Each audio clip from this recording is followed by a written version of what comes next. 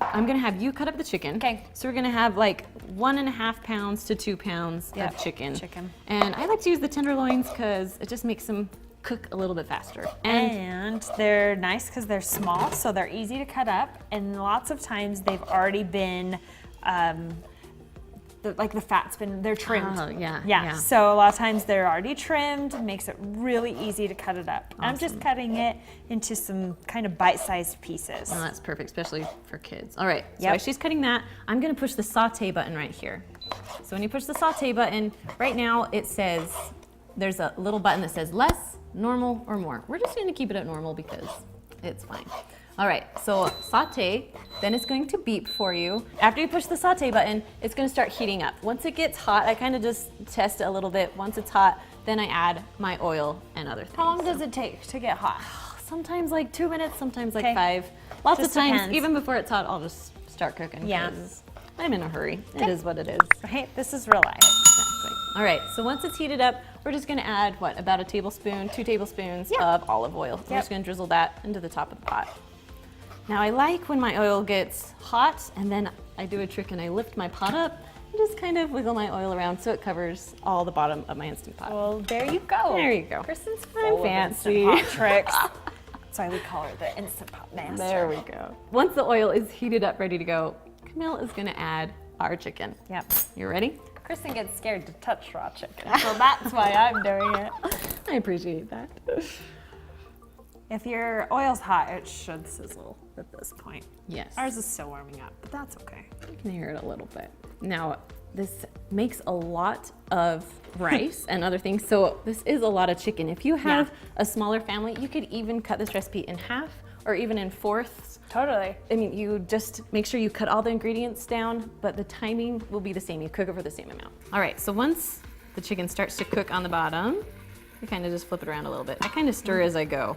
Is that horrible? No, that's what I do too, just to make sure that it all gets evenly cooked. I'm gonna throw the onion in there too. Please do. Just to add some more flavor. Let that cook in the oil. Nice. I think that's one of my favorite smells is cooking chicken and onions together. Well, let's make it even better and add some garlic. All right, how much garlic are we gonna add? I think just a teaspoon, or what, 2 cloves? Sorry, I'm just grabbing a spoon. No, it's fine. Yeah, 2 cloves. That sounds good. So we're just using jarred garlic. A half teaspoon of this equals a clove. This is one of my favorite shortcuts, so you don't have to chop fresh garlic. I think all 6 of us I know. Use that shortcut We because love it. I don't like pressing my garlic. Yep. Okay, so the seasonings we're gonna add, I'm just doing like a teaspoon of salt and a teaspoon of pepper. You can totally eyeball this. Don't feel like you need to measure it out. You can go Rachel Ray style, pour it in your hand and then dump it in. We're not fancy like that. Yep. If you want to add other seasonings that you like, you could. You could do some Italian seasoning.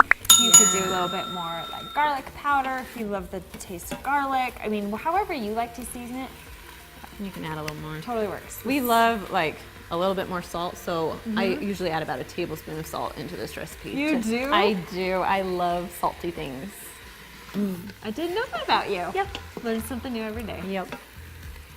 All right, so once the chicken kind of has some browning around the edges, I mean, Right. you can cook this as much or as little as you want.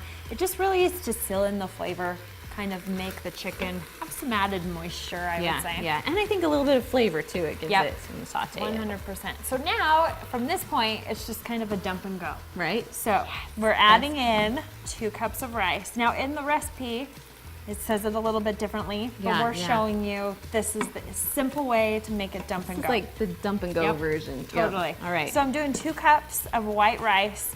If you want to, you can rinse the rice before you dump it in. Totally up to you. Yep. But I'm just gonna go ahead. We throw don't that judge you in. either way, if you rinse your rice or not. Do your There's own no thing. judging. Okay, and then I'm gonna do about 2 cups of chicken broth. Nice. Just kind of pour that right in. There we go. All right, so the secret when you're cooking do a little bit rice in the Instant Pot is you want to make sure that the rice, every single kernel of rice touches the liquid, because if it doesn't, you're going to have some hard pieces of rice there. So that's what we're going to do. Didn't know that. Now you know. Okay, I've got half a cup of water going in too. Okay. Just some added moisture for that rice. Now I've got a can of cream of chicken soup. If you want to, if you're feeling super domestic, you can make your own. But for simplicity, I just use a can of this. You can get, they make a healthier option. Reduced fat. Yeah, reduced kind. fat, which works great. It's not coming out. There we go. Okay, so add that in there. And then the last thing we are gonna throw in is a bag of frozen vegetables, and they are still frozen. They are. So, Which I think works better because you're gonna cook all the vegetables, rice, and chicken all at the same time. Yep. So I think frozen vegetables works better because then they'll cook. yeah, they won't be super They mushy. won't be soggy. Yep. So All I'll right, dump just those dump in. it in. Yep. Give it a good mix. Just gonna mix it around, make sure all the rice is covered by the liquid. And I think we're good to go. Good to go. So we have our lid now, we're all ready to go. Now remember, while we were putting this together, it's still on saute, which is okay. Guess I should put the lid on correctly, huh? Okay, so we're putting the lid on. We're gonna turn this little knob to sealing, not venting. Make sure I can see this here.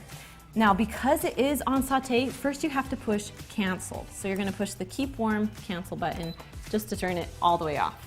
Then you're gonna push the manual button. Now, if you don't have a manual button, you'll have a pressure cook button. It's the same thing, manual, pressure cook, you're good.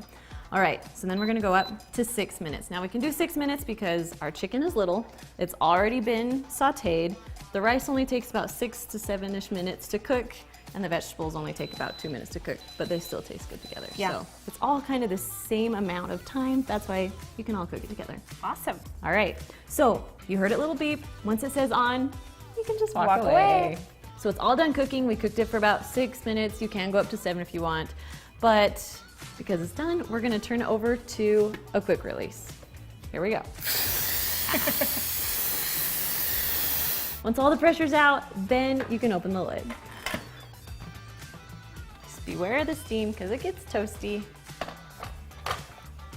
All right, so if you can see this. Now it looks like there's a lot of liquid on top, but once you mix it around, there's some rice that still needs a little bit of liquid and it will all work out together. It all evens out. Exactly. So while you're doing that, you want me to dump the cheese in? Yes. So you're gonna add, is it 1 cup? Yeah, 1 cup of cheddar 1 cup of cheese. shredded cheddar cheese. You can shred your own if you want, or you can buy pre-shredded. Doesn't really matter. We always tend to buy the shredded because it just makes It's life fast. Yep. easy. But I Totally. did notice if you buy the block cheese and shred it yourself, it melts a little bit easier. So much easier, especially in this recipe. But Yeah. either way, you're gonna be just fine. Exactly. If you want more cheese, to make it more cheesy, feel free to add more That's what we did too. So after we did individual servings, we put a little more cheese on. each one. Yep. It's a great idea. Yeah, that's what Let the kids. Let This is super kid friendly. My kids loved this. mine too. And like you said, it makes a ton. Like we ate it for lunches all week long. Right? We're going on a 3rd meal of this. I make this just this week. It's awesome. I know. It's one of our favorites now. All right. Okay. What do you think? Looking good? Looks good. Okay, should we plate it up? Yep. So at this point, you could feed it to your family. It is going to be super hot for a minute, but it's delicious. It's cheesy. It's comfort food. I don't think you could ask for anything more. And then, like you were saying, if you want to throw on a little bit of extra cheese, especially when it's hot, There we go. we'll get all melty on there. If you want to get fancy, you Little could pop of throw on color. some fresh parsley. But there you go. Super Dinner simple. is served. There we go.